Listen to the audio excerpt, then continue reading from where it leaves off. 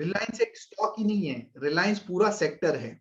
इस वीडियो में दोस्तों हम रिलायंस के बारे में कुछ ऐसी बातें करेंगे जो आपने कहीं सुनी नहीं होगी और ना कभी इस बारे में सोचा होगा।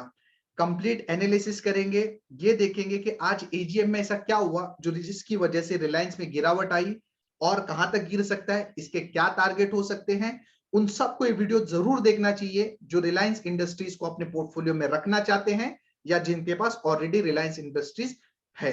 तो चलिए शुरू करते हैं रिलायंस की कहानी मेरी जुबानी। Hello friends, I am Farhan Mir, welcome back to my channel. तो आगे बढ़ने से पहले अगर दोस्तों आपने चैनल को सब्सक्राइब नहीं किया तो सब्सक्राइब कर लीजिए, बेल आइकन को प्रेस कर लीजिए, वीडियो को लाइक और शेयर जरूर करना, अपने दोस्तों के साथ शेयर करना। तो चलो शुरू करते हैं। दोस्तों जब मैं स्कूल में था तो मैंने अपने टीचर से एक सवाल किया कि हमारा देश तरक्की क्यों नहीं कर रहे हैं। तो टीचर ने मुझे जवाब दिया कि हमारे देश की पॉपुलेशन बहुत ज्यादा है। तो मैंने मान लियो बात। आज मैं टीवी पे देखता हूं तो सुनने में यह आता है कि हमारा देश तरक्की करेगा क्योंकि हमारी देश की पॉपुलेशन बहुत ज्यादा है।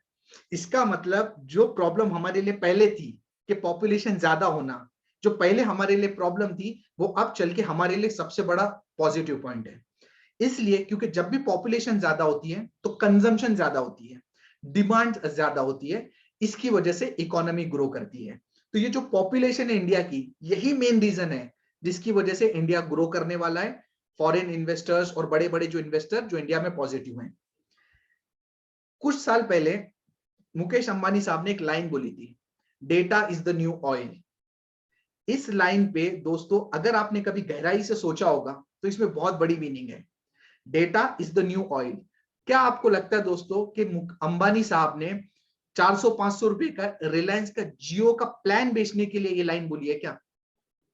नहीं दोस्तों, इसमें इतना छोटा मीनिंग नहीं है। 400-500 रुपए का जियो का प्लान नहीं बेचना है, इसमें बहुत बड़ा गहरा मीनिंग है। इसमें जो वर्ड है ना डेटा, एक्चुअली इसमें दो वर्ड छुपे हुए हैं। पहला तो वर्ड आप समझ चुके हो, डेटा मतलब जो इंटरनेट जो आज और हम और आप यूज कर रहे हैं, जो जियो हमें बेच रहा है। और जो दूसरी चीज डेटा है, that is more important, and that data is हमारा और आपका डेटा। हम और आपका जो पर्सनल इंफॉर्मेशन है, that is the second data in this particular line. तो अगर आप देखोगे तो आज जियो के सब्सक्राइबर 40 करोड़ है इंडिया में, और जैसे आज एजीएम में अंबानी साहब ने बोला है कि 20 करोड़ सब्सक्राइबर वो और ऐड करने वाले हैं। मतलब अगर 60 करोड़ लोगों के पास जियो आ जाता है तो आप समझिए करीब करीब इंडिया की आधी पॉपुलेशन के पास जियो है। मतलब आधी पॉपुलेशन के घर में अंबानी साहब घुस चुके हैं, क्योंकि आज हम इंटरनेट यूज कर रहे हैं, हर चीज तो इंटरनेट से ही करते हैं। तो देश की आधी जनता को अंबानी साहब कंट्रोल कर रहे हैं। उन्हें पता है कि देश की आधी जनता क्या खाती है, क्या पहनती है, क्या पीती है, इनका क्या नेचर है, इनका क्या कंजम्पशन पैटर्न है। तो आप सोचिए ये जो डेटा अंबानी साहब के पास आ चुका है, इसका वो किस तरीके से यूज कर सकते हैं। तो इसके लिए इन्होंने कहा data is the new oil. अब बात करते हैं दोस्तों रिलायंस इंडस्ट्रीज के बिजनेस के बारे में। तो हम जानते हैं कि तीन बड़े बिजनेस है फिलहाल रिलायंस इंडस्ट्रीज के पास। एक है ऑयल एंड गैस, दूसरा है आपका रिलायंस जियो, और तीसरा है रिलायंस रिटेल। तो सबसे पहले अगर ऑयल एंड गैस की बात करें तो 2008 से रिलायंस अंबानी साहब ने सोचना चालू कर दिया था कि हमें क्या करना चाहिए। क्योंकि देखिए अंबानी साहब दोस्तों एक अलग लेवल की सोच है। हम अगर ये इमेजिन भी कर लेना कि वो क्या सोचना चाह रहे तो बहुत बड़ी बात हो जाएगी। तो वो ऑलरेडी ये जानते थे कि फ्यूचर में ऑयल एंड गैस का स्कोप बहुत ज्यादा नहीं होने वाला है, इसको बहुत ज्यादा बढ़ावा नहीं मिलने वाला है। कहीं ना कहीं ये जो ऑयल हम लोग इंपोर्ट करते हैं, ये कहीं ना कहीं इसका जो यूज है उसको कम किया जाएगा। अब आप देख रहे हो इलेक्ट्रिकल व्हीकल आ रही है, बहुत सारे पॉल्यूशन के इश्यूज हो जाते हैं, कार्बन एंड ऑल। गवर्नमेंट भी इसको ज्यादा ज्यादा सपोर्ट नहीं करती है ऑयल एंड गैस को। तो ये अंबानी साहब को बहुत पहले ही पता चल गया था। तो अंबानी साहब ने आज से 10-12 साल पहले ही तैयारी चालू कर दी थी। तो उन्हें जब पता चला, वो टाइम पे ऑयल सब कुछ था, हर चीज ऑयल से ही चलती थी, बट उन्होंने वही टाइम पे सेंस कर लिया था कि फ्यूचर में चल के ये ऑयल का बिजनेस खत्म हो जाएगा। तो वो टाइम पे इन्होंने जियो लॉन्च किया आज से 5 साल पहले, और जियो लोगों को फ्री में बांटा इन्होंने। तो जो भी कैश फ्लोज उनके मेन बिजनेस से आते थे उसको उन्होंने यूज किया जियो के लिए। अब दोस्तों हालत ऐसी है कि जियो काफी साल तक लॉस में था, अब जाके जियो में पॉजिटिव कैश फ्लोज आने लग चुके हैं। इसका मतलब है जियो का बिजनेस स्टैब्लिश हो चुका है। तो ऑयल एंड गैस के थ्रू अंबानी साहब ने एक बिजनेस स्टैब्लिश किया जियो का, तो ये तो हो गया और अच्छा खासा मार्केट बना लिया है, मतलब सबसे बड़ा प्लेयर बन गया उसमें। उसके बाद नेक्स्ट ये लोग घुसे ऑयल एंड गैस से, वहीं से प्रॉफिट लेके इन्होंने जो दूसरा बिजनेस बनाया वो था रिलायंस रिटेल का। अब रिलायंस रिटेल में भी दोस्तों अभी तक वो बिजनेस पॉजिटिव हुआ नहीं है, बट जैसे आज एजीएम में मोटा भाई ने बताया उस हिसाब से आगे आने वाले 3 से 5 साल में इसका रेवेन्यू 3 गुना हो सकता है। इसका मतलब रिलायंस रिटेल का बिजनेस 30 से 35% CAGR से हर साल ग्रो कर सकता है। मतलब कहीं ना कहीं आप समझ सकते हो वो बिजनेस भी लाइन पे आ चुका है। तो 2 बिजनेस इन्होंने ऑलरेडी सेट कर लिए ऑयल एंड गैस से। अब आगे क्या, ऑयल एंड गैस से तो अभी भी प्रॉफिट आ रहा है, तो 2 ऑप्शन है, या तो डिविडेंड की तरह दे दें शेयर होल्डर में या कुछ और इन्वेस्टमेंट करें। तो इसकी वजह से अब जो पैसा आ रहा है कहीं तो इन्वेस्ट करना है, तो आज मोटा भाई ने अपना एक मास्टर स्ट्रोक खेल लिया है और उन्होंने ये जो तीसरा, बेसिकली उनके 2 ग्रोथ वाले बिजनेस है, ऑयल एंड गैस में कोई ग्रोथ नहीं है, एक जियो एंड रिटेल, आज उन्होंने तीसरा बिजनेस लॉन्च करने की का अनाउंसमेंट कर दिया है, वो है क्लीन एंड ग्रीन एनर्जी, और उसमें मोटा भाई 75,000 करोड़ का इन्वेस्टमेंट करने वाले हैं। तो अगर आप मोदी साहब के हिसाब से जाओगे तो बाय 2030 450 गीगाबाइट का एनर्जी प्रोड्यूस करना है इनको, जिसमें से 100 गीगाबाइट का एनर्जी प्रोड्यूस करने का कमिटमेंट मोटा भाई ने दे दिया। मतलब बेसिकली एक ग्रीन और क्लीन एनर्जी प्रोड्यूस करने में ये लोग अभी अपना कैपेक्स करने वाले हैं। ऑब्वियस सी बात है, इसका पैसा भी कहां से आएगा, ऑयल एंड गैस से। तो अगर आप देखोगे आज के दौर में oil and gas almost 30 to 35% contribute करता है रिलायंस के पूरे बिजनेस में, और उसके थ्रू ये लोग अपने बिजनेस को बढ़ा रहे हैं। तो अब अगर देखा जाए तो इनमें 3 ग्रोथ वाले बिजनेस हो जाएंगे, जियो, रिटेल जो कि सेट है, और अभी तीसरा जो ग्रीन एंड क्लीन एनर्जी। और दोस्तों मुझे तो पूरा यकीन है कि ये जो तीसरा बिजनेस है ये भी बहुत बड़ा हिट होने वाला है, क्योंकि अंबानी साहब का ट्रैक रिकॉर्ड ही ऐसा है, जो करते हैं उसे अपना बना लेते हैं। तो ये बहुत ही बड़ी पॉजिटिव न्यूज थी, जिसका रिएक्शन मार्केट ने थोड़ा सा निगेटिव दिया। वो निगेटिव क्यों दिया उस पे हम आगे बात करेंगे जब हम चार्ट पे चलेंगे, बट मेरे ख्याल से ये बिल्कुल भी पॉजिटिव साइन है अगर आप रिलायंस के बारे में बात करोगे तो। ये तो दोस्तों चीजें वो हैं जो लोगों को दिख रही हैं। अब जो चीजें नहीं दिख रही वो भी मैं आपको बता देता हूं। रिलायंस के पास दोस्तों जियो मनी और जियो मीट, ये 2 चीजें है ना, ये रिलायंस के में तहलका मचा सकती है। जियो मनी को बिल्कुल भी हल्के में नहीं आंका जा सकता। जियो मनी मतलब सेम एज पेटीएम। अगर जियो मनी अंबानी साहब ने उतार दिया तो आप सोचिए पेटीएम का कितना बड़ा मार्केट है। पूरा मार्केट जियो का हो सकता है, जियो मनी का हो सकता है। सबके पास तो जियो का फोन है, जब सबके पास जियो का फोन है तो ऑब्वियस सी बात है जियो मनी को बढ़ाने में बहुत ज्यादा इनको एफर्ट नहीं जाने वाला। तो जितना बड़ा पेटीएम का मार्केट है, अगर उतर गया रिलायंस तो जियो मनी पूरा इनका हो सकता है। और जियो मीट मतलब जूम, आप देख रहे हो जूम के शेयर में आग लगी पड़ी है, ऐसा भाग रहा है ना स्टॉक। आप सोचिए जब सबके पास जियो का नेट है तो जियो मीट, ये अगर 2 कॉन्सेप्ट रिलायंस ने उतार दिए तो आप सोचिए कि इस रिलायंस के स्टॉक में क्या हो सकता है। तो बेसिकली रिलायंस अगर आप देखोगे ना तो एक कंप्लीट पैकेज है, इसमें बहुत सारी चीजें हैं। और अगर वैल्यू अनलॉकिंग हो गई दोस्तों, आप समझ नहीं सकते कि कितना पॉजिटिव साइन और कितना बड़ा पैसा बन सकता है। बेसिकली जो अडानी ग्रुप में हुआ है, अडानी एंटरप्राइजेस से Adani green, Adani transmission, Adani total gas, ये जैसे निकले हैं और उसके बाद जो वैल्यू क्रिएशन हुआ था वो सेम टाइप का वैल्यू क्रिएशन पॉसिबल है अगर यहाँ पे अंबानी साहब का जो रिलायंस है उसमें डीमर्जिंग हो जाए। और कभी ना कभी तो होगा, अभी कब होगा वो नहीं पता, बट कभी ना कभी होगा, तो बहुत ज्यादा यहाँ पे वैल्यू अनलॉकिंग हो सकती है। और अगर हम कंपेयर करें तो रिलायंस का ग्रुप अडानी ग्रुप से तो फंडामेंटली बहुत ही ज्यादा स्ट्रॉन्ग है, तो बहुत ही ज्यादा यहाँ पे वैल्यू अनलॉकिंग होने की पॉसिबिलिटीज हैं। तो ये कुछ कारण की वजह से मेरे ख्याल से रिलायंस मतलब देश, तो अगर आप देश की तरक्की पे बेट करना चाहते हैं, आप चाहते हैं कि बहुत सारे स्टॉक हमारे पोर्टफोलियो में हो, तो एक रिलायंस एक ऐसा स्टॉक है, अगर आप वो लेते हो ना तो it's a combination of 4-5 stocks.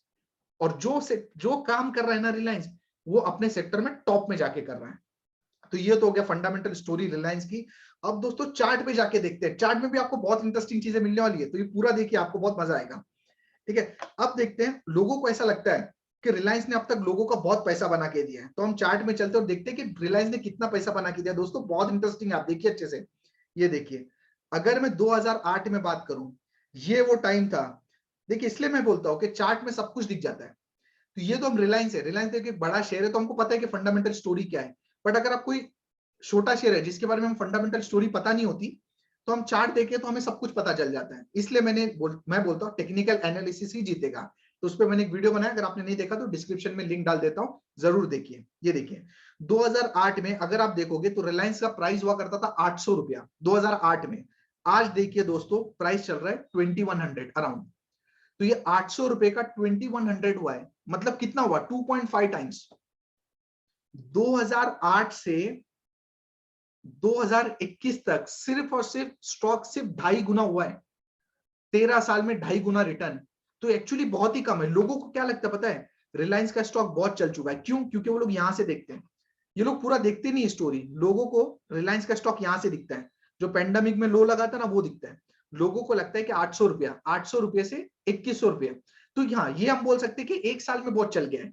लेकिन दोस्तों हमेशा हमें ऐसा स्टोरी नहीं देखना है, हमें लॉन्ग टर्म पिक्चर देखनी है। तो अगर इसकी लॉन्ग टर्म पिक्चर देखते हो तो आप बोल सकते हो कि ये जो पेंडेमिक में लो लगा था ना, ये देखिए ये जो लो लगा था पेंडेमिक में 800 रुपए का, वो एक्चुअली 2008 का हाई था। इसका मतलब है पिछले 13 साल में रिलायंस ने शेयर होल्डर की बहुत ज्यादा वेल्थ नहीं बनाई है।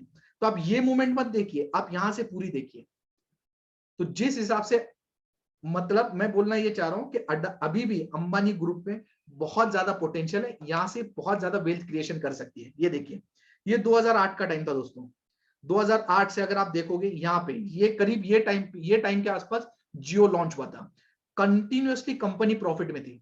ये ऑयल एंड गैस का बिजनेस है, बट आप देखिए कि यहाँ पे कंपनी को कोई भी एप्रिसिएशन नहीं मिल रहा था प्राइस में। मतलब अगर कोई इन्वेस्टर होगा तो इस दौरान इन्वेस्टर ने कुछ भी नहीं कमाया। क्यों नहीं कमाया? क्योंकि इन्वेस्टर खुद बहुत शाने हैं, उन्हें ये बात पता चल गई थी। इन्वेस्टर मतलब स्मार्ट मनी, बड़े लोग, उन्हें बात पता थी कि ऑयल एंड गैस बिजनेस में कोई भी फ्यूचर नहीं है। और जैसे ही अंबानी साहब ने यहां से रिलायंस जियो चालू किया, तब आप देख सकते हो स्टॉक में क्या हो गया।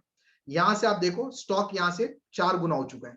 ये यहां से जियो की स्टोरी चालू होगी। ये ऑयल एंड गैस का बिजनेस था, तो यहां से पैसा जमा हुआ और यहाँ पे ग्रोथ चालू हुई। तो मेरे ख्याल से रिलायंस की ग्रोथ तो दोस्तों अभी चालू हुई है। ये तो बहुत ही लंबी स्टोरी है, 2.5 गुना हुआ है बस 12-13 साल में। तो अभी तो यहाँ से चालू हुआ है। तो अगर आप इस स्टॉक में कितना पोटेंशियल है मैं तो बयान नहीं कर सकता आपको। ये देखिए ये क्या हुआ था, ये देखिए ये पेंडेमिक की चाल थी। इस पेंडेमिक के चाल के बाद ये पूरा कंसोलिडेशन हुआ है। अगर आप देखो ये जो कंसोलिडेशन है, ये देखिए ये लास्ट ईयर जुलाई में चालू हुआ था। मतलब एक साल से रिलायंस का शेयर कहीं नहीं गया है। लास्ट जुलाई से, अभी भी करीब करीब जुलाई तो आ ही गया है, तो एक साल से रिलायंस का स्टॉक कहीं भी नहीं गया हुआ है। तो ये एक चाल के बाद मेरे ख्याल से ये कंसोलिडेशन इसकी पूरी हो चुकी है। अब रिलायंस का स्टॉक यहां से ऊपर जाने के लिए तैयार है। मतलब अगर चलने लगेगा तो ये जितनी मूवमेंट हुई है उसके ऊपर आप उतनी मूवमेंट देख सकते हो। इसका मतलब है अगर आप देखोगे ये जो मूवमेंट है ये करीब करीब आप बोल सकते हो 1500-2000 पॉइंट की। मतलब यहां से स्टॉक डबल हो सकता है। ये मूवमेंट देन दिस कंसोलिडेशन, और यहां पे भी सेम हो रहा है। देखिए ये मूवमेंट एंड दिस कंसोलिडेशन।